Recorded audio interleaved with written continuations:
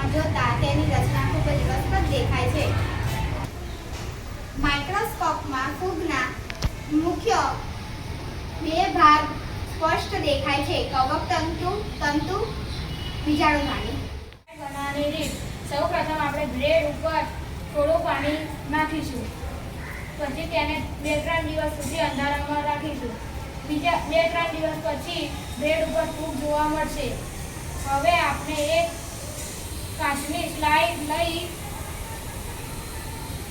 લઈ તેના પર ફોર્સેપ્સની મદદથી ફૂગ મેકીશું. તેના પર પાણીનું ટીપું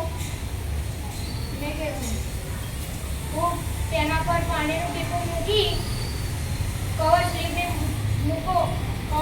મૂકી માઇક્રોસ્કોપ વડે જોઈશું. આપણે બ્રેડ મોલ્ડને માઇક્રોસ્કોપમાં ઓબ્ઝર્વ કરીશું. સ્લાઇડને રાખીશું.